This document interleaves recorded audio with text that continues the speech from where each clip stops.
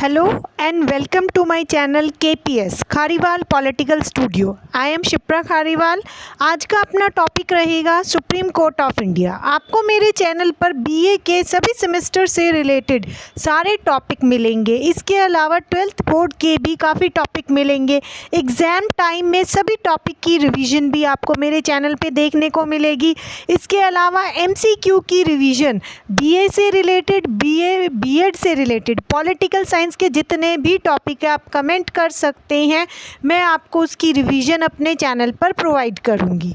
Okay, तो आज का अपना टॉपिक रहेगा सुप्रीम कोर्ट। सुप्रीम कोर्ट के बारे में हम क्या डिस्कस करने वाले हैं? सुप्रीम कोर्ट के बारे में हम डिस्कस करने वाले हैं, इसके पावर्स एंड फंक्शन के बारे में हम पढ़ने वाले हैं। सुप्रीम कोर्ट के बारे में हम पढ़ने वाले हैं जुडिशियल एक्टिविज़म क्या है, जुडिशियल रिव्यू क्या होता है। इसके अलावा सुप्रीम कोर्ट से रिलेटेड जितने भी आर्टिकल्स हैं हम वो सारी चीज़ें इस टॉपिक में कवर करने वाले हैं। क्लियर है चीज़ें? तो हम शुरुआत करते हैं आज की टॉपिक की, supreme court of India. Clear है? Supreme court of India. Okay, supreme court of India की का हम जो ये टॉपिक पढ़ने वाले हैं इसमें हम क्या क्या चीज़ें पढ़ने वाले हैं। सुप्रीम कोर्ट ऑफ इंडिया में हम पढ़ने वाले हैं सुप्रीम कोर्ट की इस्टेब्लिशमेंट। सुप्रीम कोर्ट कब इस्टेब्लिश हुआ था? सुप्रीम कोर्ट इस्टेब्लिश कब हुआ था? सुप्रीम कोर्ट की इस्टेब्लिशमेंट, उसका अनुच्छेद 1935 का जो अधिनियम है उसके द्वारा सुप्रीम कोर्ट को इस्टेब्लिश किया गया था। ठीक है, 1935 के अधिनियम के द्वारा सुप्रीम कोर्ट को इस्टेब्लिश किया गया था। और जो ये इसका भाग है, भाग कौन सा रहेगा? भाग 5, यानी कि पार्ट 5 में इसके बारे में बताया गया है। सुप्रीम कोर्ट के आर्टिकल कौन कौन से हैं? 124 से लेके 147 तक सुप्रीम कोर्ट के आर्टिकल रहेंगे। पढ़ लेते हैं सुप्रीम कोर्ट के बारे में। सुप्रीम कोर्ट क्या है? हाईएस्ट अथॉरिटी है, हाईएस्ट जुडिशियल अथॉरिटी है। ठीक है, सुप्रीम कोर्ट क्या रहेगी? Highest judicial authority in the country. It acts at the guardian of the country. It protects हमारे जो फंडामेंटल राइट है। हमने कल मैंने एक वीडियो डाली थी, MCQ था, उसमें फंडामेंटल राइट से रिलेटेड मैंने सारे MCQs में मैक्सिमम कवर करवा दिए थे जो BA में अभी आए हैं। हाल फिलहाल MCQ पूछे गए हैं 12 से लेके 35 तक। जो फंडामेंटल राइट है उसका टॉपिक रहेगा भाग 3, मतलब पार्ट 3 में फंडामेंटल राइट के बारे में बता रखा है। तो फंडामेंटल राइट की प्रोटेक्शन का काम कौन करता है? सुप्रीम कोर्ट करता है। हम रिट लगा सकते हैं फंडामेंटल को प्रोटेक्ट करने के लिए। कहाँ पर? सुप्रीम कोर्ट में, अंडर आर्टिकल 32 में। ठीक है, तो सुप्रीम कोर्ट क्या करता है? फंडामेंटल और राइट जो अपने हैं उनकी प्रोटेक्शन करता है। क्लियर है चीज़ें? और क्या करता है supreme court? Supreme court uniformity लेके आता है लॉज में across the India. Final court है। ठीक है, फाइनल मतलब कोर्ट क्या है? अपील करने का। ठीक है, सर्वोच्च न्यायालय है, इससे ऊपर कोई भी न्यायालय नहीं है इंडिया में। क्लियर है चीज़ें? तो थोड़ा सा हिस्टोरिकल बैकग्राउंड पढ़ लेते हैं हम। किसका हिस्टोरिकल बैकग्राउंड पढ़ लेते हैं? सुप्रीम कोर्ट का हिस्टोरिकल बैकग्राउंड पढ़ लेते हैं। सुप्रीम कोर्ट जो है किस तरह से इस्टेब्लिश हुई थी? देखो, जब कॉलोनियल पीरियड था उस समय भी क्या थी? इंडिया में सुप्रीम कोर्ट थी, बट वो उसका स्ट्रक्चर अलग था। बिफोर इंडिपेंडेंस जुडिशियल सिस्टम को इस्टेब्लिश किया गया किसके द्वारा? ब्रिटिशर्स के द्वारा। हाईएस्ट कोर्ट थी ब्रिटिश इंडिया की, कौन सी? फेडरल कोर्ट, जो इस्टेब्लिश की गई थी इंडिया में। मैंने अभी बताया 1935 के अधिनियम के द्वारा, इंडियन काउंसिल एक्ट 1935 के द्वारा इंडिया में कौन सा कोर्ट इस्टेब्लिश किया गया? फेडरल कोर्ट ऑफ इंडिया को इस्टेब्लिश किया गया। ठीक है, अपील फ्रॉम फेडरल कोर्ट, अगर फेडरल कोर्ट की अपील से हम सेटिस्फाई नहीं होते थे तो हमें कहाँ अपील करनी पड़ती थी? एक और काउंसिल थी, एक और कोर्ट थी, लंदन में प्रिवी काउंसिल कहा जाता था, तो हमें वहाँ पर अपील करनी पड़ती थी। Appeals from the federal court still be made, मतलब हम कहाँ कर सकते थे? To the judicial committee of privy council in London, हम वहाँ पे अपील कर सकते थे। क्लियर है चीज़ें? ठीक है, इसके अलावा देखो, ये तो था ब्रिटिशर्स का स्ट्रक्चर। इसके अलावा अगर इंडिया में ज़रूरत पड़ी आफ्टर इंडिपेंडेंस तो क्या किया गया? इंडिया में भी ज़रूरत पड़ी किसकी? एक इंडिपेंडेंट जुडिशियरी की। आफ्टर इंडिपेंडेंस 15 अगस्त के बाद इंडिया में ज़रूरत पड़ी, भाई इंडिया का खुद का कोर्ट होना चाहिए।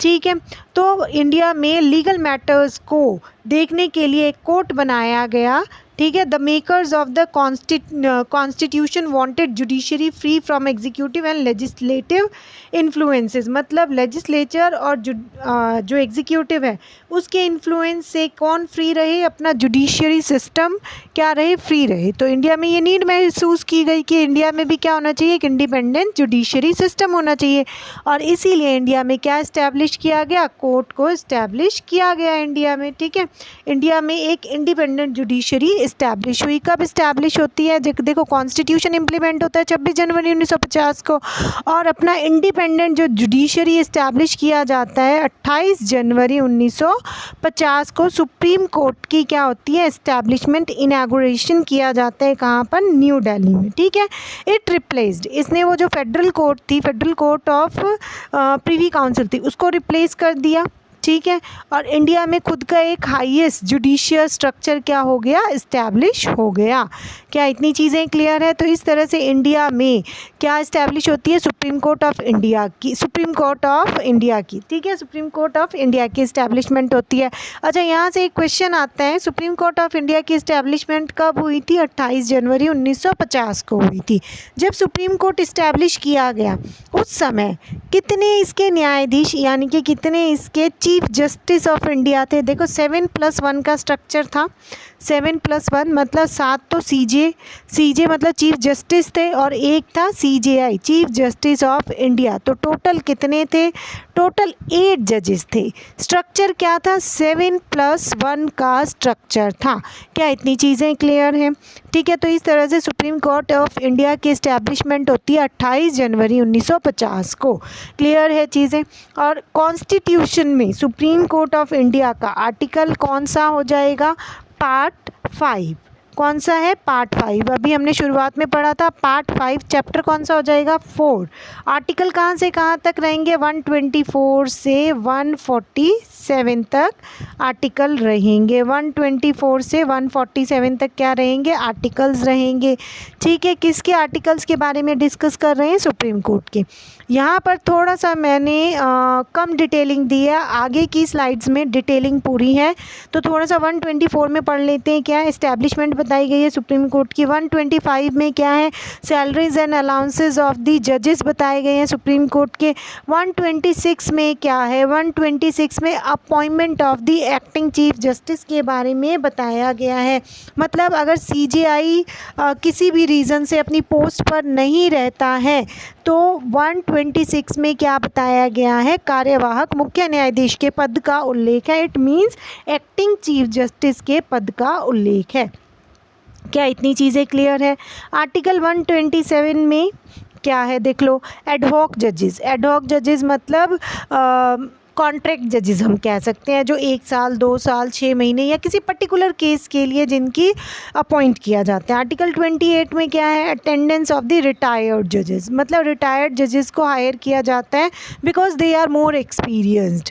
ठीक है, ऑन सम केसेस और या फिर कुछ समय के लिए इनको क्या किया जाता है, हायर किया जाता है। अब हम डिटेल से पढ़ लेते हैं थोड़े से आर्टिकल्स, इसके किसके आर्टिकल्स के बारे में पढ़ लेते हैं। हम पढ़ते हैं सुप्रीम कोर्ट के आर्टिकल्स के बारे में। ठीक है, आर्टिकल 129 में क्या बता रखा है, देखो आर्टिकल 129 से 147 में क्या है, आर्टिकल 129 से 147 में बता रखा है पावर्स, ज्यूरिसडिक्शन, पावर्स मतलब सुप्रीम कोर्ट की पावर, ज्यूरिसडिक्शन मतलब area, appointments, removal process of CJI और अदर प्रोविजंस के बारे में बता रखा है। किस में बता रखा है, 129 से लेकर 147 तक के आर्टिकल्स में। Is this clear? ठीक है, तो अब हम डिटेल में डिस्कस करते हैं सुप्रीम कोर्ट के सभी आर्टिकल्स को। 124 से लेके 147 तक सारे आर्टिकल हम डिटेल में डिस्कस कर लेते हैं। तो पहला article establishment of the supreme court. ठीक है, इस्टेब्लिशमेंट बता रखा है सुप्रीम कोर्ट का। ठीक है, सुप्रीम कोर्ट का जो आर्टिकल है 124 किस किस चीज़ों के बारे में बताता है, यहाँ पर डिटेल में हम स्टडी कर लेते हैं। 124 में क्या बता रखा है, 124 में बता रखा है सुप्रीम कोर्ट की इस्टेब्लिशमेंट कब हुई थी, 26 जनवरी 1950 को अपना कॉन्स्टिट्यूशन इम्प्लीमेंट हुआ। इनॉग्रेशन 28 जनवरी 1950 को हुआ। सुप्रीम कोर्ट में जब इनॉग्रेशन हुआ और जब सुप्रीम कोर्ट बना इंडिया का, उस समय 7+1 का स्ट्रक्चर था, यानी कि 8 जजेस थे टोटल। ठीक है, इसके स्थापना के समय। ठीक, फिर धीरे धीरे इसके जजेस की संख्या बढ़ी। 1956 में कितने हो गए, 1956 में 11 हो गए, 1960 में 14 हो गए। इस तरह से करते करते 1986 में 26 जजेस हो गए और 2019 में कितने जजेस हो गए, 2019 में 34 जजेस हो गए। ठीक है, तो ये सारी चीज़ें किस में बता रखी है, आर्टिकल 124 में बताई हुई है। एस्टैब्लिशमेंट किसका, सुप्रीम कोर्ट का, इसके जजेस का स्ट्रक्चर, ठीक है, और अदर जजेस कौन कौन से मतलब होंगे। अच्छा, फर्स्ट जज कौन बना था सुप्रीम कोर्ट का, जो फर्स्ट जज बना था वो कौन था, वो था हीरालाल जे कानिया। कौन थे फर्स्ट जज, हीरालाल जे कानिया थे फर्स्ट जज। क्लियर है चीज़ें, हीरालाल जे कानिया, क्लियर है चीज़ें, ठीक है। अच्छा, इसमें सुप्रीम कोर्ट के जो जजेस हैं उनकी क्वालिफ़िकेशन के बारे में भी बता रखा है। कौन से आर्टिकल में है, आर्टिकल 124 क्लॉज 3 में है क्वालिफ़िकेशन, ठीक है।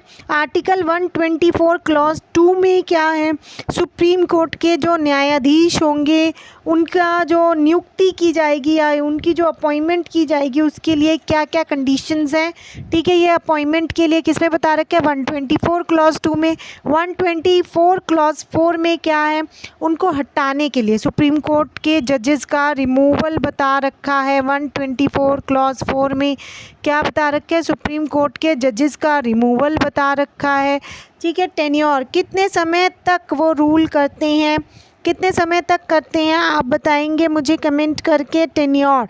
अच्छा, न्यायाधीश जो होते हैं, न्यायाधीश जो होते हैं ये शपथ किसके सामने लेते हैं, न्यायाधीश की शपथ यानी कि ओथ कौन दिलाता है न्यायाधीश को, ये भी 124 किस में है, 124 क्लॉज 6 में है, ठीक है। ओथ के बारे में किस में बता रखे हैं, 124 क्लॉज 6 में, ठीक है। 124 क्लॉज 6 में बता रखे हैं। कौन दिलाता है ओथ, प्रेसिडेंट। ओथ कौन दिलाएगा, प्रेसिडेंट दिलाएगा, क्लियर है।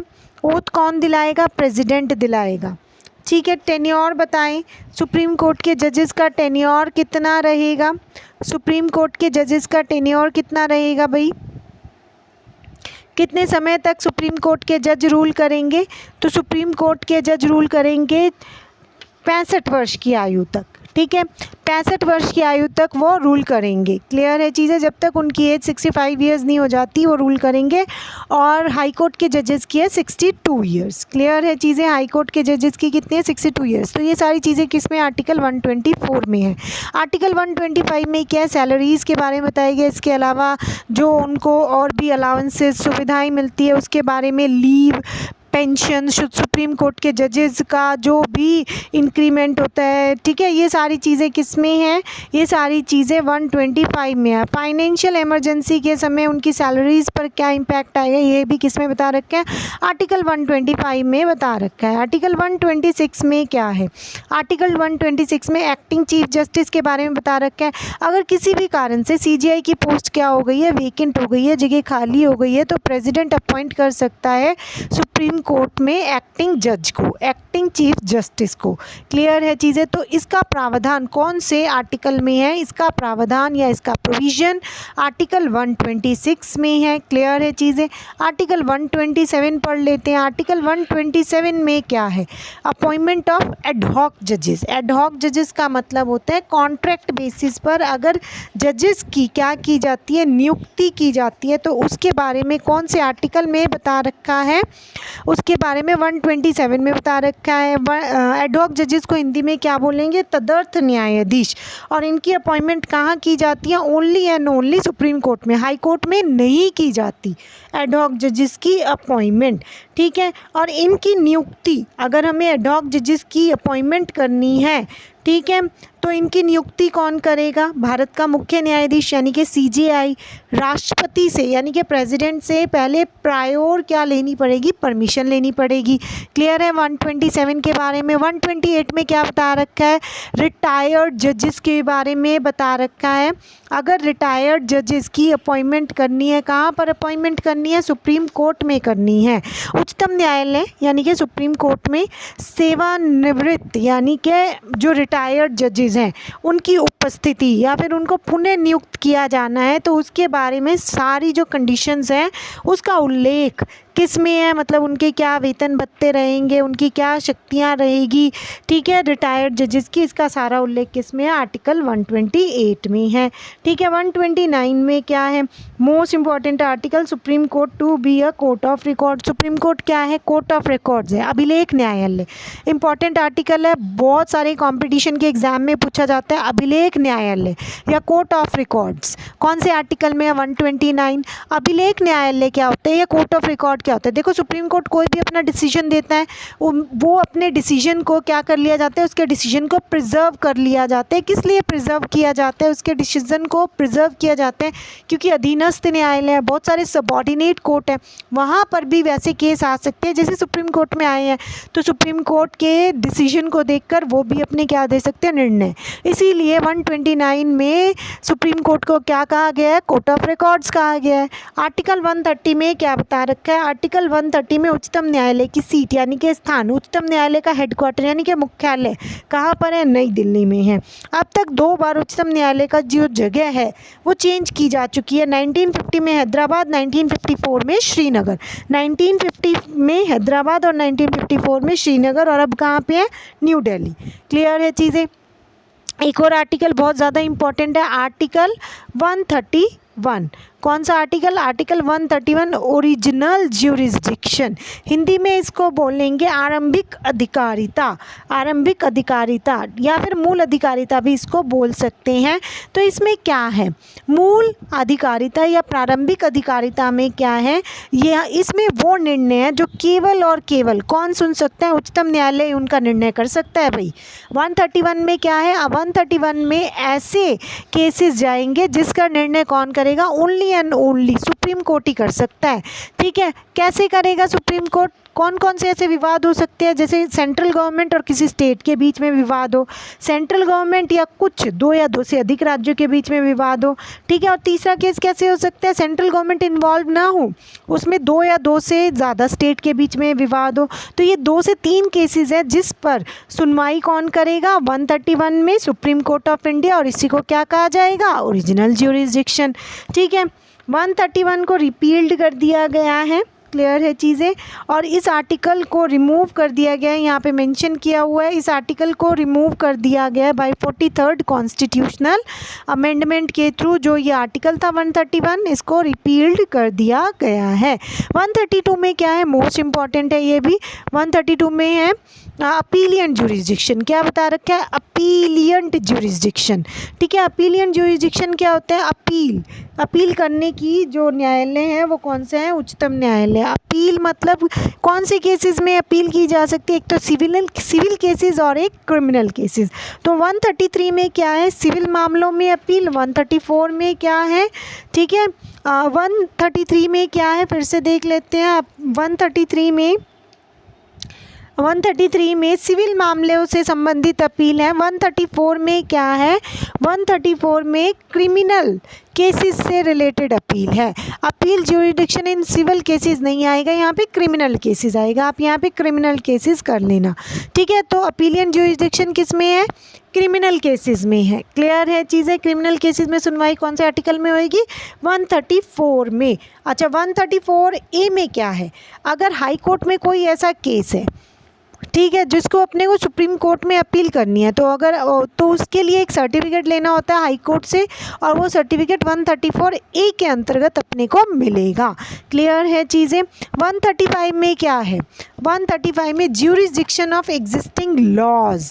ज्यूरिसडिक्शन मतलब इसमें यह आएगा कि जो ये ज्यूरिसडिक्शन, जो ये केस है, वर्तमान में जो भी कानून है, ठीक है, शक्तियां हैं, उसका उपयोग कौन करेगा, सुप्रीम कोर्ट करेगा। पर्टिकुलर केस किसके अंडर आएगा, सुप्रीम कोर्ट के अंडर आएगा 135 में। क्लियर है। अच्छा, 136 मोस्ट इम्पॉर्टेंट है। ठीक है, 136 में क्या बता रखा है, SLP special leave to appeal. Special leave to appeal किस में है, 136 में है। अपील के लिए उच्चतम न्यायालय की विशेष इजाज़त, मतलब उच्चतम न्यायालय विशेष इजाज़त से किसी भी मामले को अपने पास मंगा सकता है। ठीक है, ये उच्चतम न्यायालय मतलब किसी भी मामले को अपने पास मंगा सकता है। ये कौन से आर्टिकल में है? 136 में है, SLP। ठीक है, special leave to appeal. Clear? Supreme court of India, इसमें भी आर्टिकल 136 में क्या है? Enlargement of jurisdiction. Enlargement of jurisdiction में क्या है? एनलार्जमेंट मतलब जो उच्चतम न्यायालय है उसके पास जितने भी अधिकार है, उसके अधिकारों में कौन वृद्धि कर सकता है? संसद उसके अधिकारों को क्या कर सकता है? बढ़ा सकता है। ये किस में बता रखा है? आर्टिकल 138 में बता सकता है। 139 में क्या बता रखा है? 139 में बता रखा है सर्टन रिट पावर। ठीक है, कुछ रिट शक्तियाँ जो होती है, रिट कौन सी होती है? जो मैंने 5 बताई थी। ठीक है, संसद क्या कर सकता है? कानून बनाकर उच्चतम न्यायालय की जो रिट की शक्ति है ना, वो बढ़ा सकता है। रिट की पावर्स को बढ़ा सकते हैं और इसमें नॉर्मल पावर्स को बढ़ा सकते हैं। 139A में क्या है? 139A में है कि अगर ट्रांसफ़र ऑफ केसेस मतलब उसके सबऑर्डिनेट कोर्ट से कोई भी केसेस को कहाँ मंगा सकता है? सुप्रीम कोर्ट में मंगा सकता है। और ये वाला जो 139A है, ये कौन से कॉन्स्टिट्यूशनल अमेंडमेंट से जोड़ा गया? 42nd कॉन्स्टिट्यूशनल अमेंडमेंट, जो कि 1976 में हुआ था। 42nd कॉन्स्टिट्यूशनल अमेंडमेंट 1976 में हुआ था। और 1976 में जो ये अमेंडमेंट हुआ था, इससे कौन सा आर्टिकल जोड़ा गया? 139A जोड़ा गया। और इसमें क्या बता रखा है? कुछ केसेस को सुप्रीम कोर्ट अपने पास ट्रांसफ़र करवा सकता है। ये किस में है? ये अधिकार कौन से आर्टिकल में है? 139A में है। क्या इतनी चीज़ें क्लियर हैं? आर्टिकल 140 डिस्कस कर लेते हैं। आर्टिकल 140 में क्या बता रखा है? आर्टिकल 140 में बता रखा है सुप्रीम कोर्ट की एंसिलरी पावर्स। एंसिलरी पावर्स क्या होती है? एंसिलरी पावर्स का मतलब है पार्लियामेंट में give additional power to help supreme court perform its functions effectively. मतलब कुछ ऐसी विशेष स्थिति आ जाए जिसमें सुप्रीम कोर्ट को डिसीजन लेने के लिए एक्स्ट्रा पावर चाहिए। ठीक है, तो वो किस में बता रखी है पावर? वो आर्टिकल 140 में बता रखी है। संसद कोई कानून पास करके उच्चतम न्यायालय को या सुप्रीम कोर्ट को ये अधिकार दे सकती है। क्लियर है चीज़ें? आर्टिकल 141 में क्या बता रखा है? Law declared by the supreme court is binding on all courts in India. मतलब जो लॉ सुप्रीम कोर्ट क्या कर देगी? डिक्लेयर कर देगी।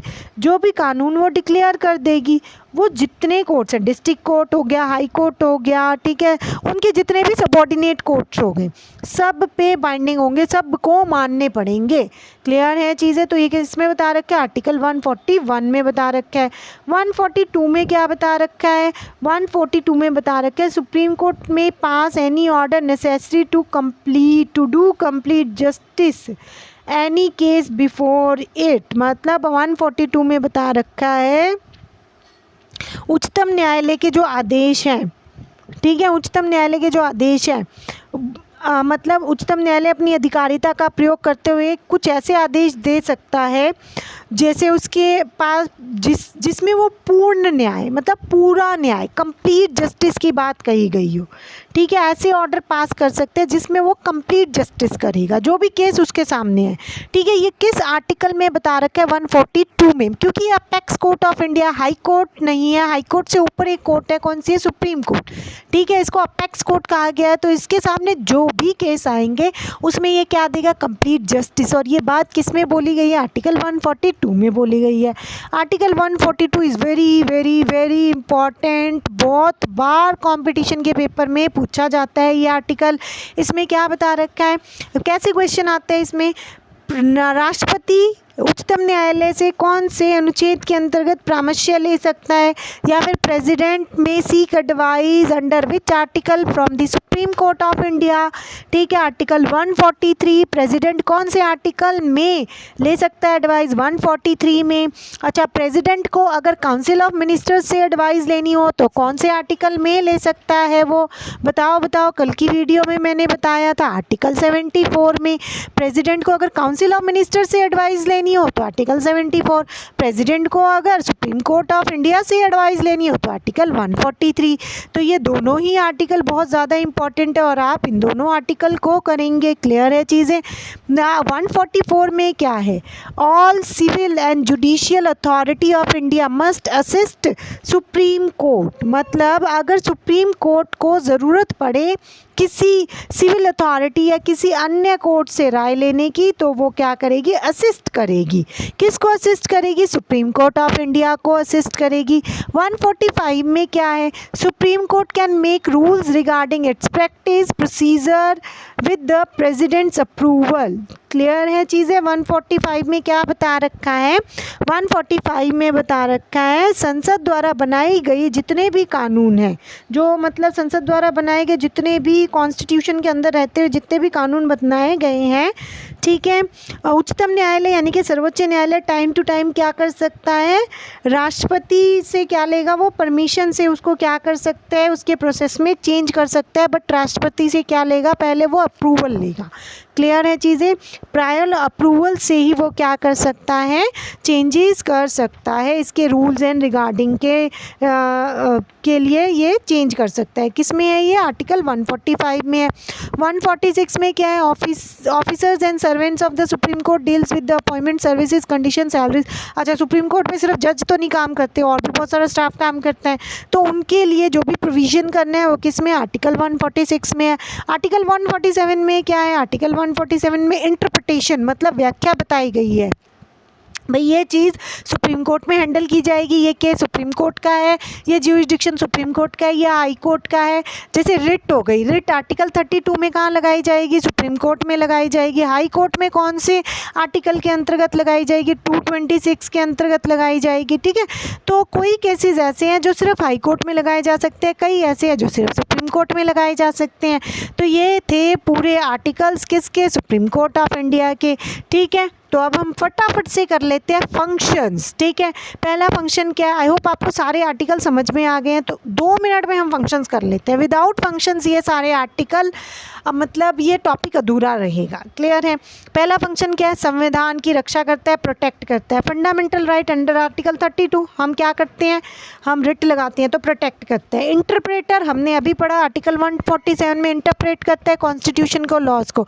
डिस्प्यूट को सेटल करता है between union and the state. Dispute मतलब जितने भी मतलब विवाद हैं स्टेट और यूनियन के बीच में। हमने कौन सा आर्टिकल पढ़ा है, अभी अभी पढ़ा है हमने, आप वो कमेंट करेंगे मेरे कमेंट सेक्शन में। अपील को सुनता है लोअर कोर्ट से अपर कोर्ट में, हम अपील कर सकते हैं, ये भी आर्टिकल था, आप इसको भी कमेंट करेंगे तभी मुझे पता चलेगा आपको कितना टॉपिक समझ में आया है। Advises the president on legal matter, very very important article. कौन सा आर्टिकल था, कमेंट करेंगे। सारे जो फंक्शन है ना आर्टिकल से रिलेटेड है, मैंने मेंशन नहीं किया, बट यही जो फंक्शन है क्वेश्चन की फॉर्म में पूछे जाते हैं। Maintains rule of law, rule of law को भी क्या करता है, मेंटेन करता है। Ensures uniformity in judicial decision, punishes the contempt of court, मतलब अगर कोई कोर्ट के दिए गए आदेशों की अवहेलना करता है तो उसे क्या दी जाती है, punishment. Delivers complete justice, complete justice का आर्टिकल कौन सा है, अभी हमने पढ़ा है।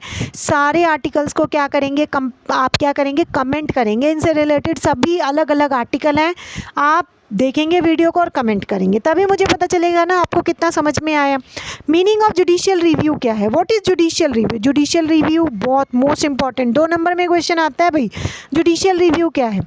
सो जुडिशियल रिव्यू यानी कि न्यायिक पुनरावलोकन। ठीक है, जुडिशियल रिव्यू एक ऐसी शक्ति है जिसमें सुप्रीम कोर्ट और हाई कोर्ट एग्जामिन करते हैं अपने ही द्वारा दिए गए डिसीजन, ठीक है, कॉन्स्टिट्यूशनल वैलिडिटी की, या फिर जो लॉ पास किए जाते हैं एग्जीक्यूटिव के द्वारा, ठीक है, या जो अमेंडमेंट किए जाते हैं उनकी मतलब वैधता को चेक करते हैं किसमें, जुडिशियल रिव्यू में। मतलब जुडिशियल रिव्यू में क्या किया जाता है, जुडिशियल रिव्यू एक ऐसी पावर है जिसमें सुप्रीम कोर्ट और हाई कोर्ट एग्जामिन करते हैं जो कानून है उनकी वैलिडिटी को वो क्या करते हैं, एग्जामिन करते हैं। क्या इतनी चीज़ें क्लियर हैं। ठीक है, through judicial review. Judicial review की जो ये पावर है ये संविधान में नहीं बताई गई है। ठीक है, जुडिशियल रिव्यू की जो ये पावर है ये संविधान में नहीं बताई गई है। अलग अलग जो अमेंडमेंट है, अलग अलग जो आर्टिकल्स हैं, सुप्रीम कोर्ट ने उन आर्टिकल्स के थ्रू जुडिशियल रिव्यू की क्या की है, व्याख्या की है। और यहाँ पर मैंने सारे आर्टिकल लिख दिए हैं। अगर मैं इन सभी को डिटेल में बताऊँगी तो ये वीडियो और लंबी हो जाएगी। ठीक है, इसके लिए कई सारे केसेस भी आए हैं। कौन से केसेस है? केशवानंदा भारती केस जो कि 1973 में मोस्ट इम्पॉर्टेंट केस है। इसके लिए मैं अलग से सेपरेट वीडियो बना दूंगी आपके लिए। ठीक है, और हम डिटेल में ये टॉपिक दोबारा डिस्कस कर लेंगे जुडिशियल रिव्यू का। एक बार मैंने शॉर्ट फॉर्म में ये टॉपिक कंप्लीट करवाने के लिए आपको ये टॉपिक एक्सप्लेन किया है। पर्पस क्या है जुडिशियल रिव्यू का? Protect the constitution and fundamental right. Clear है? कॉन्स्टिट्यूशन को प्रोटेक्ट करना, फंडामेंटल राइट को प्रोटेक्ट करना। जुडिशियल एक्टिविज्म क्या होता है? एक और कंसेप्ट है, फटाफट से हम पढ़ लेते हैं। जुडिशियल एक्टिविज्म, न्यायिक सक्रियता। ये एक प्रोएक्टिव रोल है। किसका प्रोएक्टिव रोल है? जुडिशरी का, सुप्रीम कोर्ट का। जैसे फंडामेंटल राइट है, आर्टिकल 32 में हमने रिट लगा दी, बट इससे रिलेटेड कुछ और चीज़ें हैं जिसके बारे में हम नहीं बता पा रहे हैं। उसमें न्यायालय खुद एक्टिव होकर अगर कोई डिसीजन देता है तो उसे क्या कहा जाएगा? Judicial activism. ठीक है, जुडिशियल एक्टिविज्म में एक नई अवधारणा आई है, पब्लिक इंटरेस्ट। ठीक है, बाय इंटरप्रेटिंग द कॉन्स्टिट्यूशन, मतलब इसमें पब्लिक के इंटरेस्ट को पूरी तरह से क्या किया गया है, मतलब PIL। ठीक है, पब्लिक इंटरेस्ट लिटिगेशन को इंट्रोड्यूस किया गया है। ठीक है, ताकि क्या मिल सके, लोगों को कंप्लीट जस्टिस मिल सके। तो जुडिशियल एक्टिविज्म क्या है? जब न्यायालय खुद सक्रिय होकर किसी भी एरिया में कोई डिसीजन दे तो उसे क्या कहा जाएगा? न्यायिक सक्रियता या जुडिशियल एक्टिविज्म। क्लियर है? इसका जो मतलब ये कंसेप्ट जो आया, कौन लेके आया ये कंसेप्ट लेके आया? ये कंसेप्ट कौन लेके आया? जो 17th chief justice of India थे, PN भगवती। ठीक है, ये फादर ऑफ जुडिशियल एक्टिविज्म के नाम से जाने जाते हैं। पब्लिक इंटरेस्ट लिटिगेशन इंडिया में इन्होंने इंट्रोड्यूस किया। मेजर रोल क्या? अच्छा, कहाँ से लेके आई है PIL? कहाँ आया सबसे पहले? आप कमेंट करेंगे। हमने 11th में पढ़ा है ये कंसेप्ट, जिस भी बच्चे ने किया है। PIL 11th की बुक में है। ठीक है, he played a major role in expanding fundamental right, making justice accessible to poor people. मतलब गरीब लोगों के लिए न्याय की जो अवधारणा है उनको भी न्याय मिल सके। ठीक है, PIL के थ्रू उन्होंने ये इंट्रोड्यूस किया। ठीक है, लास्ट में ये एक कंक्लूजन है। हमारी वीडियो काफ़ी लंबी हो चली है, इसलिए ये कंक्लूजन है। ठीक है, इसको जुडिशियल एक्टिविज्म और जुडिशियल रिव्यू के लिए आपके लिए अलग से एक वीडियो बनेगा। डिटेल में हम सारी चीज़ें डिस्कस कर लेंगे क्योंकि ये टॉपिक काफ़ी इंपॉर्टेंट है कॉम्पिटिशन एग्जाम के पर्सपेक्टिव से भी। ठीक, कंक्लूजन डिस्कस कर लेते हैं। कंक्लूजन में क्या है? ठीक है, कंक्लूजन में मैं फटाफट से बता देती हूँ। सुप्रीम कोर्ट क्या है? Cornerstone of Indian judicial system. ठीक, बिना सुप्रीम कोर्ट के हमें न्याय नहीं मिल सकता। ठीक है, सेफ गार्ड है हमारे संविधान का, प्रोटेक्ट करता है हमारे राइट्स को, कॉन्स्टिट्यूशन को प्रोटेक्ट करता है, बैलेंस बना के रखता है लेजिस्लेचर, एग्जीक्यूटिव एंड जुडिशरी के बीच में, डिलीवर करता है इम्पार्शियल लॉ। ठीक है, स्ट्रेंथन करता है हमारी डेमोक्रेसी को, रूल ऑफ लॉ को मेंटेन करता है। तो ये क्या है? ये सारा हमारा कंक्लूजन है और सुप्रीम कोर्ट का टॉपिक है। आई होप आप लोगों को ये टॉपिक समझ में आया है। मैंने बढ़िया से इस टॉपिक को समझाने की कोशिश की है। अगर आप लोगों को मेरे द्वारा बनाई गई वीडियो और मेरे द्वारा समझाया गया टॉपिक समझ में आ रहा है तो आप मेरे चैनल को लाइक, शेयर, सब्सक्राइब ज़रूर करें और अच्छे अच्छे कमेंट्स भी ज़रूर करें।